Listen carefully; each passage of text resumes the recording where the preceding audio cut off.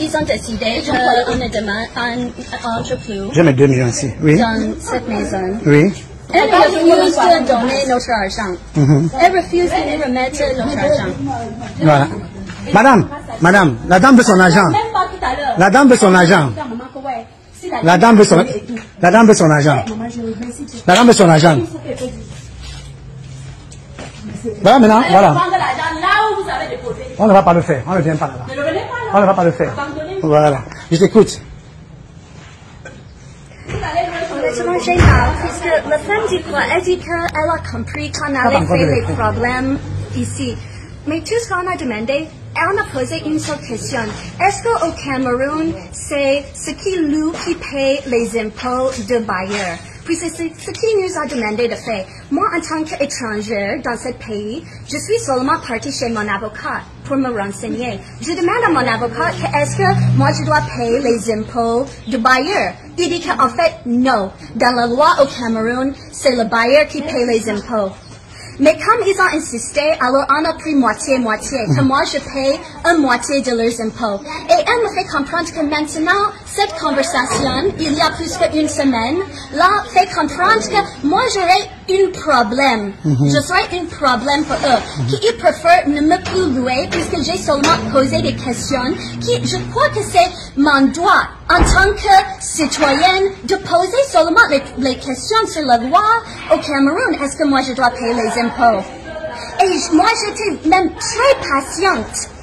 J'ai dit que ok ça va, comme moi je suis dans une situation où mon ancien bailleur a vendu la maison, j'ai 3 petits enfants chez moi, je vais être quand même d'accord de payer leurs impôts. Je pensais que ça va aller, mais c'est maintenant qu'on finit de faire le travail de la maison. Que c'est nous-mêmes qui avons supervisé le travail ici chaque jour. C'est maintenant, le lendemain de déménager, qu'elle nous fait comprendre que la conversation, une question que j'ai posée par rapport aux impôts fait qu'elle ne me loue pas. Mais ils ont bien laissé tout le temps là. Que même je passe mon temps ici, que je viens avec mes propres travailleurs, que c'est même moi-même qui paye certains matériels puisqu'il dit que l'argent est fini. Et maintenant, on m'appelle que moi, je suis difficile. Moi, j'ai tellement mal puisque je me dis que les Camerounais qui n'ont pas peut-être le porte-parole, que voilà ce qu'ils subissent dans ce pays. Et c'est pour ça que moi, je suis ici en train de pleurer en public. Moi, j'ai honte de pleurer en public. Ça ne me fait pas plaisir d'être ici en train de faire un scandale comme moi. Je suis une maître de conférence à l'université d'Oxford en Angleterre. C'est une honte pour moi incroyablement que je dois vraiment être ici devant vous en train de crier. Mais tellement que j'ai mal pour le Cameroun, que j'insiste quand même que même au Cameroun, on a les droits. On a les droits de se poser des questions, que ça se passe comment. Quand même les avocats nous disent que oui, effectivement, ce qui loue ne paye pas les impôts de bailleur. C'est tout. Mes chers amis, la femme blanche que vous avez vue dans la vidéo, là, en fait, elle a été victime d'un abus ou alors d'escroquerie de la part d'un bailleur camerounais. Voilà, je vous explique la situation telle que la vidéo elle-même est en train de décrire et telles sont les versions qui sont en train de défiler dans les réseaux sociaux. Donc la femme en question, c'est une femme blanche et elle doit être de nationalité soit américaine ou britannique. Voilà, elle vient soit de l'Angleterre, soit des États-Unis. On n'a pas encore l'information exacte.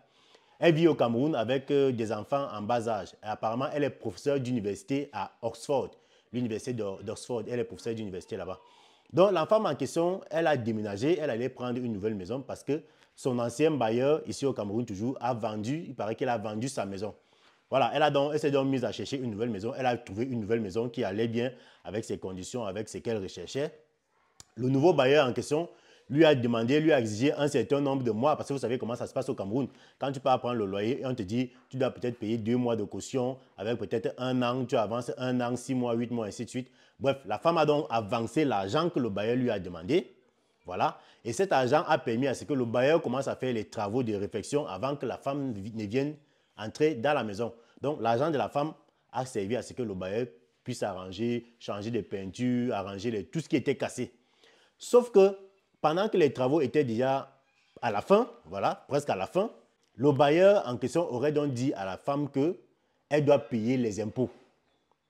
Qu'il faut que la femme donne encore un autre argent pour payer les impôts de la maison. La femme, en femme intelligente, en femme intellectuelle, elle n'a pas avalé ça comme ça tout de suite. Ce qu'elle a fait, c'est qu'elle s'est rapprochée de son avocat. Elle est allée voir un avocat, son avocat, et elle a posé la question à l'avocat que est-ce que le locataire doit payer les impôts de sa location chez son bailleur? Et avant même d'aller voir son avocat, la dame a d'abord posé la question au bailleur que est-ce que c'est le locataire qui doit payer les impôts sur le loyer? Le bailleur n'a pas su répondre à ça, c'est pour ça que la dame est allée voir son avocat. Et quand elle est donc allée poser la question à l'avocat, l'avocat lui a fait comprendre qu'elle n'a pas à payer les impôts. C'est le bailleur qui doit payer ses impôts pour ses maisons, pour ses terrains, ainsi de suite. Et que s'il arrive même qu'un locataire paye les impôts là sont déjà dans le loyer que tu payes. C'est donc comme ça que la dame repart donc voir son bailleur pour lui expliquer que bon, attends, normalement, je ne dois pas payer les impôts. Et vous avez déjà perçu mon argent, vous avez déjà fait les travaux. Ils ont encore beaucoup discuté jusqu'à ce que la femme a même accepté. La femme a accepté de payer, de faire moitié-moitié. Donc, elle a accepté, malgré qu'elle n'a pas besoin, elle n'a pas le droit de payer les impôts, elle a quand même accepté et dit au bailleur que bon, ok, j'accepte ce que vous dites, mais sauf que là, on va payer moitié-moitié. Vous payez une partie, je paye une partie. Donc, elle a mis de bonne foi, elle a été gentille, parce qu'elle ne voulait pas les problèmes, elle voulait accéder à sa maison. Elle a accepté de payer la moitié. Sauf que maintenant, le bailleur en question lui dit donc, ok, comme c'est une femme qui a posé la question à savoir que est-ce que c'est normal que le locataire paie les impôts? Le bailleur s'est donc accroché dessus pour dire que, en fait, ça c'est une femme que si on la prend ici dans la maison, si on l'accepte, elle va nous créer beaucoup de problèmes. Le bailleur dit donc à la femme que si vous, en fait, on ne va plus vous louer la maison parce que avec les questions que vous posez là, ça montre que vous allez nous créer les problèmes. Je ne sais pas si vous voyez un peu. Donc, ils disent qu'ils ne vont plus louer la maison à la femme, alors que la femme avait déjà avancé l'argent pour qu'on puisse faire les travaux et les travaux étaient déjà à la fin. C'est là où la femme donc dit donc, ok, vous ne voulez pas me louer votre maison, remboursez-moi donc mon argent que je vous ai avancé. C'est donc là où ça bloque. Je ne sais pas si vous voyez un peu.